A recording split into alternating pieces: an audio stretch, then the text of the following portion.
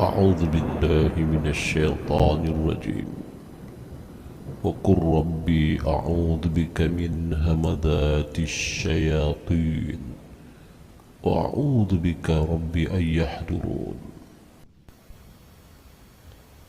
Dan katakanlah, wahai Tuhanku, aku berlindung kepadamu dari hasutan syaitan-syaitan, dan aku berlindung kepadamu, wahai Tuhanku, supaya syaitan-syaitan itu tidak menghampiriku.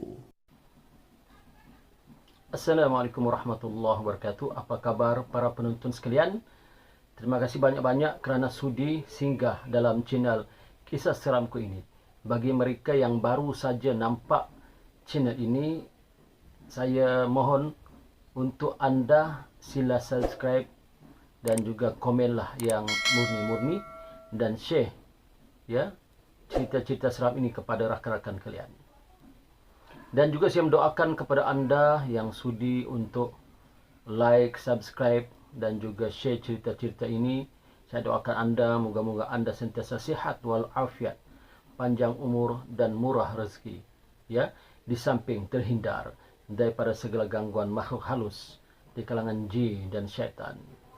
Kali ini kita akan menceritakan satu kisah yang menarik juga, kisah nyata dan benar dan seram, ya, iaitu kisah ini diceritakan oleh seorang ulama yang berada di Damsyik, Syria. Namanya ialah Syekh Hisham Al-Burhani. Ya, Syekh Hisham Al-Burhani telah menceritakan kisah ini. Tapi sebelum tu, kita tunggu selepas ini.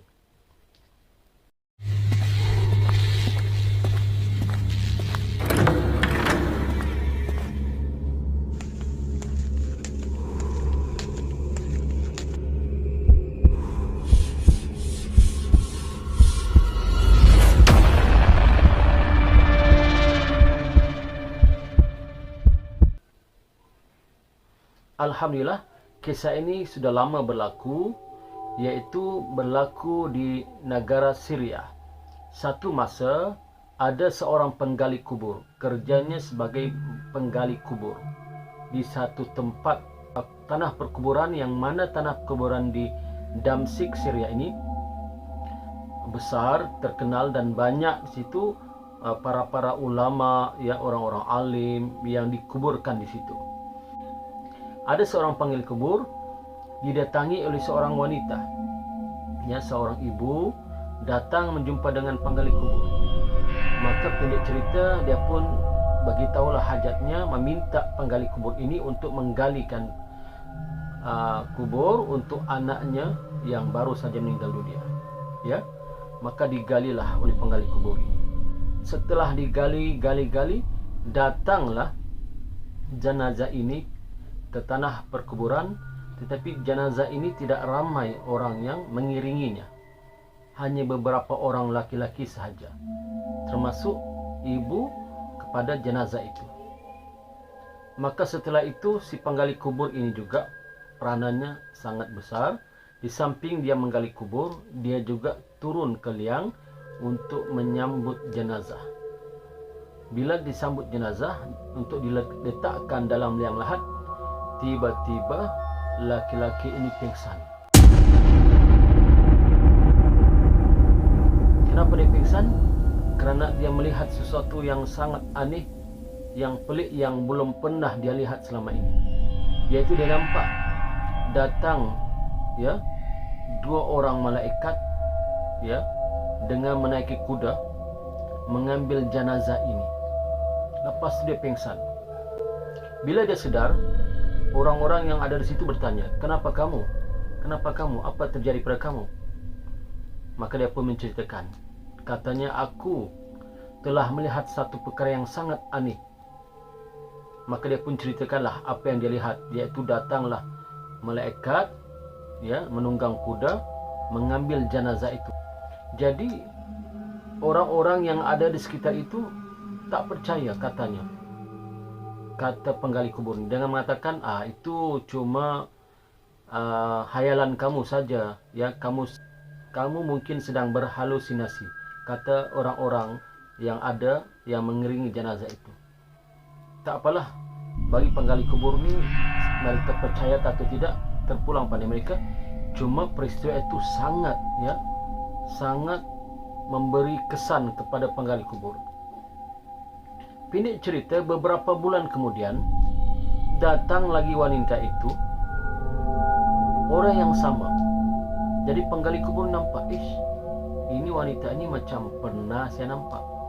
Oh, baru dia ingat beberapa bulan yang lepas dialah yang datang jumpa penggali kubur ini untuk meminta galikan kubur. Maka kali ini perkara yang sama juga. Wanita ini, makcik ini datang berjumpa dengan penggali kubur, sama hajatnya, yaitu minta digalikan kubur lagi. Yalah, seperti biasa penggali kubur ni, sami'na wa ta'na, dia ikut sajalah apa kehendak orang-orang yang minta galikan kubur kan. Maka dia pun galilah seperti biasa. Dan sama juga selepas digali kubur, dah siap kubur digali, datanglah jenazah itu kemudiannya. Tidak ramai yang mengiringinya. Seperti mana laki-laki yang hari itu pun tidak ramai mengiringinya, dan ini pun tidak ramai mengiringi jenazah itu ke tanah kuburan. Hanya beberapa orang laki-laki sahaja. Jadi sampai di tanah kuburan seperti biasa, si penggali kubur ini pun turunlah ke liang lahat untuk menyambut jenazah. Disambut dan diletakkan di tempat liang lahat. Pun ceritanya yang sama. Ketika itu juga si penggali kubur nampak seperti ada taman-taman syurga, dan ada 2 orang yang membawa jenazah ini pergi. Sama seperti mana cerita yang pertama. Lantas laki-laki ini pun pingsan. Tapi ini kali pingsannya tak lama, dia sedar kembali. Bila dia sedar, cepat-cepat dikejar wanita itu. Dia ingin tahu, dia ingin kepastian dengan wanita itu. Dia ingin tahu apa sebenarnya dan siapa wanita itu. Maka pendek cerita, bertemulah dia dengan wanita itu. Dia pun tanya, "Wahai makcik, siapakah kamu dan siapakah jenazah itu?" Maka kata makcik itu, wanita itu katanya, "Sesungguhnya yang kamu tanam itu dalam liang lahat itu adalah anakku. Adapun yang dahulu itu adalah anakku yang pertama. Dan ini adalah anak kandungku juga, laki-laki yang kedua meninggal dunia. Berarti mereka adik-beradik.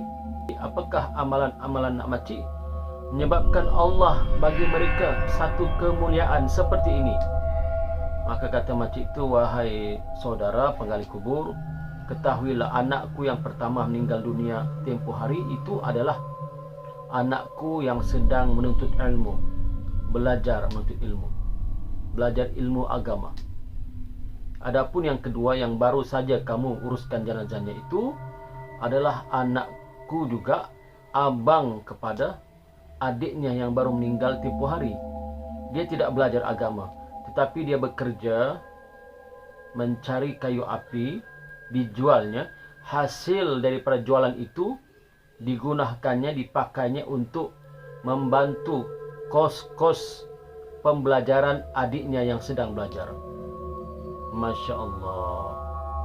Bila laki-laki ini, penggali kubur ini mendengar, dia pun insaf. Dia insaf. Insaf. Kenapa dia insaf? Kerana melihat kejadian yang berlaku. Bukan sekali, 2 kali. Dia pun insaf. Akhirnya dia tinggalkan kerjanya sebagai tukang gali kubur. Dia pergi belajar di satu tempat di kawasan Syria juga, di daerah Damsyik juga. Iaitu dia bertemu dan berjumpa satu masjid. Nama masjid itu Masjid At-Taubah.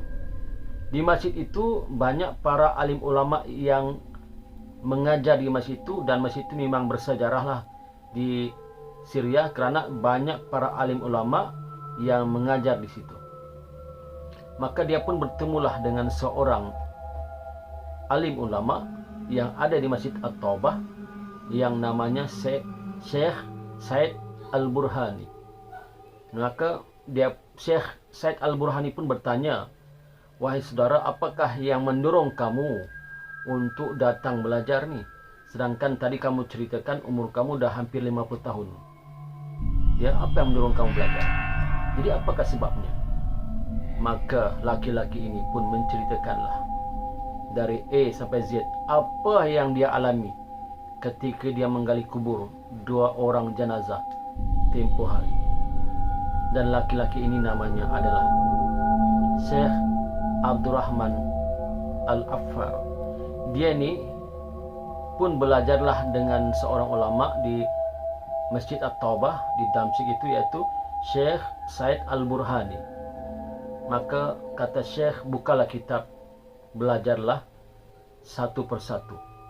Dengan izin Allah, oleh kerana berkat kesungguhannya dan keinsafannya dan kesedarannya, dia belajar agama lillahi ta'ala kerana Allah semata-mata. Bukan kerana dunia, bukan mengajar pangkat, bukan mengajar gaji dan sebagainya. Kerana Allah, akhirnya dia menjadi seorang ulama yang besar di negeri Syria, yang sangat alim dan mengarang beberapa kitab, yaitu namanya Syekh Abdurrahman Al-Affar. Ya, inilah kisahnya, daripada seorang penggali kubur menjadi seorang ulama yang alim yang besar di negeri Syria, kerana hasil daripada insaf atas apa yang dia lihat ketika dia mengebumikan jenazah. Jadi para penonton sekalian, para hadirin sekalian, cerita ini memberi keinsafan kepada kita bahawa pentingnya kita untuk menuntut ilmu agama, terutama ilmu agama yang dapat memberi manfaat kepada diri kita. Dan juga orang yang memberi bantuan ataupun support ataupun memberi keringanan kepada orang yang tengah belajar, maka sama juga dia pun dapat pahala seperti mana orang yang belajar. Seperti mana peristiwa ini, ya. Kedua adik-beradik itu Allah bagi kemuliaan. Di dunia lagi Allah bagi kemuliaan dengan dilihat oleh seorang, ya, laki-laki ini bagaimana yang berlaku kepada mereka. Daripada situlah memberi keinsafan kepada Syekh Abdurrahman Al-Affar hingga menjadi seorang ulama yang besar di negeri Syria. Jadi cukup cerita itu untuk tatapan kita pada kali ini. Moga-moga cerita ini dapat memberi manfaat, terutama kepada diri saya dan kepada anda semua. Yang baik itu datang daripada Allah, yang salah dan silap itu tentulah datang daripada kelemahan hawa nafsu saya sendiri. Sekian, bertemu lagi dalam cerita-cerita yang lain. Assalamualaikum warahmatullahi wabarakatuh.